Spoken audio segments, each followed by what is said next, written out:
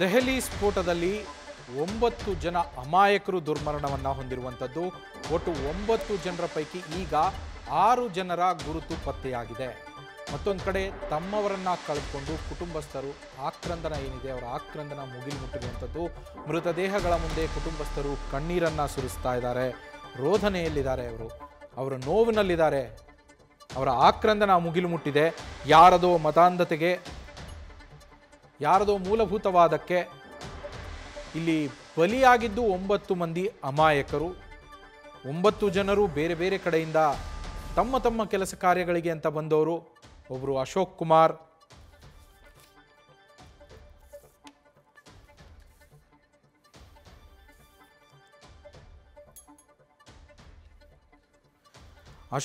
ಸೇರಿದಂತೆ 9 ಜನ. ಈ ಅಶೋಕ್ ಕುಮಾರ್ ಅವರು DTC ದೆಹಲಿ ಸಾರಿಗೆಯಲ್ಲಿ ಕಂಡಕ್ಟರ್ ಆಗಿದ್ದಂಥವರು. ಅಶೋಕ್ ಕುಮಾರ್ ಸಿಂಗ್ ಅಂತೇಳಿ ಉತ್ತರ ಪ್ರದೇಶದ ಅಮ್ರೋಹಾ ಮೂಲದ ಅಶೋಕ್ ಕುಮಾರ್ ಇವರು ದೆಹಲಿಗೆ ಬಂದಂತಹ ಸಂದರ್ಭದಲ್ಲಿ ಅಲ್ಲಿ ತಮ್ಮ ಸ್ನೇಹಿತನನ್ನು ಭೇಟಿ ಮಾಡೋದಕ್ಕೆ ಅಂತ ಬಂದಿದ್ದರು. ಅವರ ಸ್ನೇಹಿತ ಇವರೇನೆ ಲೋಕೇಶ್ ಅಗರ್ವಾಲ್.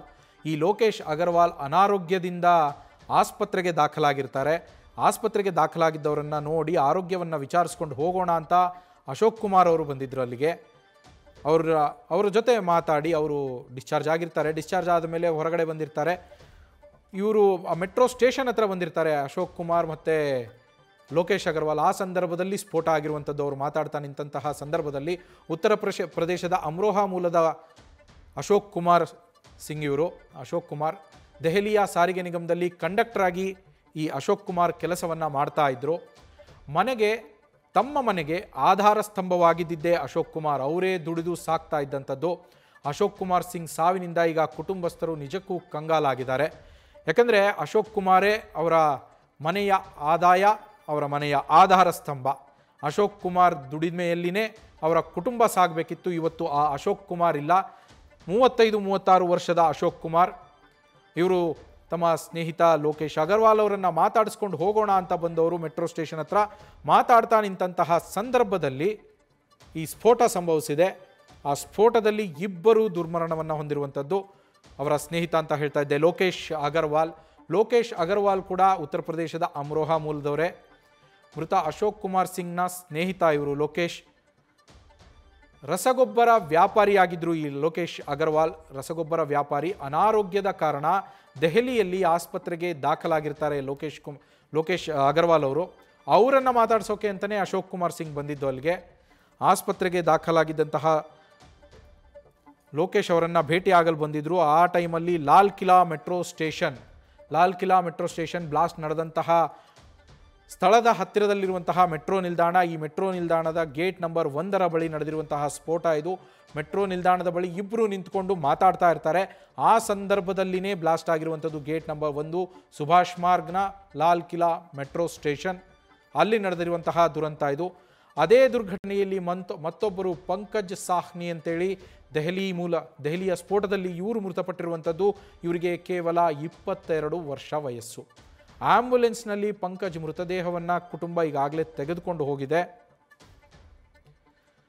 ಇವರು ಸಹ ಅದೇ ಪ್ರದೇಶದಲ್ಲಿದ್ದಂಥವರು. ಇನ್ನೊಬ್ಬರು ಶ್ಯಾಮ್ಲಿಯಾ ನುಮನ್ ಅನ್ಸಾರಿ ಅಂತೇಳಿ ಉತ್ತರ ಪ್ರದೇಶದ ಮೂಲದ ಶ್ಯಾಮ್ಲಿಯಾ ನುಮನ್ ಅನ್ಸಾರಿ. ಇವರಿಗೆ 23 ವರ್ಷ ವಯಸ್ಸು.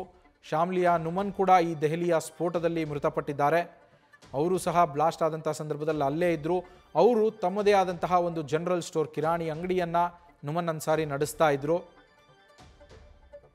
ಮತ್ತೊಬ್ಬರು ಮೊಹಿಸಿನ್ ಅಂತೇಳಿ ಇವರು ದೆಹಲಿಯಲ್ಲಿ ಈ ರಿಕ್ಷಾವನ್ನು ಚಲಾಯಿಸಿಕೊಂಡು ತಮ್ಮ ಜೀವನವನ್ನು ಸಾಗಿಸ್ತಾ ಇದ್ದಂಥವ್ರು. 2 ಪುಟ್ಟ ಮಕ್ಕಳಿದ್ದಾರೆ ಮೊಹಿಸಿನ್ ಅವರಿಗೆ. ಆ ಮಕ್ಕಳನ್ನು, ಅವರ ಪತ್ನಿಯನ್ನು, ಅವರ ಕುಟುಂಬವನ್ನು ಇವತ್ತು ಅವರು ಅಗಲಿದ್ದಾರೆ. ಮೊಹಿಸಿನ್ ಅವರ ಅಗಲಿಕೆಯಿಂದ ಇಡೀ ಕುಟುಂಬ ಇವತ್ತು ಕಣ್ಣೀರಲ್ಲಿ ಕೈ ತೊಳೆಯುವಂತಾಗಿದೆ. ಈ ರಿಕ್ಷಾ ಚಲಾಯಿಸ್ತಾ ಇದ್ದಂಥವ್ರು. ಇನ್ನೊಬ್ಬರು ಅಮರ್ ಕಟಾರಿಯಾ, ಶ್ರೀನಿವಾಸ್ಪುರಿಯ ನಿವಾಸಿ. ಇವರು 34 ವರ್ಷ ವಯಸ್ಸಿನ ಅಮರ್ ಕಟಾರಿಯಾ. ಇವರು ಕೂಡ ಈ ಸ್ಫೋಟದಲ್ಲಿ ಮೃತಪಟ್ಟಿದ್ದಾರೆ. ಇವರು ತಮ್ಮದೇ ಆದಂತಹ ಒಂದು ಮೆಡಿಕಲ್ ಶಾಪನ್ನು ಇಟ್ಕೊಂಡು ಮೆಡಿಕಲ್ ಶಾಪ್ ನಡೆಸ್ತಾ ಇದ್ದರು. ಅದರ ಕೆಲಸವನ್ನು ಮುಗಿಸ್ಕೊಂಡು ಅವರು ಹೋಗ್ತಾ ಇದ್ದಂತಹ ಸಂದರ್ಭದಲ್ಲಿ ನಡೆದಿರುವಂತಹ ದುರ್ಘಟನೆ ಇದು. ಕೆಂಪುಕೋಟೆಯಿಂದ ಕೇವಲ 6 ಕಿಲೋಮೀಟರ್ ದೂರದಲ್ಲಿ ಇವರ ಮೆಡಿಕಲ್ ಶಾಪ್ ಇದೆ. ಮೆಡಿಕಲ್ ಶಾಪನ್ನು ಕ್ಲೋಸ್ ಮಾಡಿಕೊಂಡು ಹೋಗ್ತಾ ಇದ್ದಂತಹ ಸಂದರ್ಭದಲ್ಲಿ ಈ ಸ್ಫೋಟ ಸಂಭವಿಸಿ ಆ ಸ್ಫೋಟದಲ್ಲಿ ಅಮರ್ ಕಟಾರಿಯಾ ಕೂಡ ದುರ್ಮರಣವನ್ನು ಹೊಂದಿದ್ದಾರೆ. ನ್ಯೂಸ್ ಫಸ್ಟ್ ನಿರ್ಭೀತಿಯಿಂದ ನಿಮ್ಮ ಪರವಾಗಿ.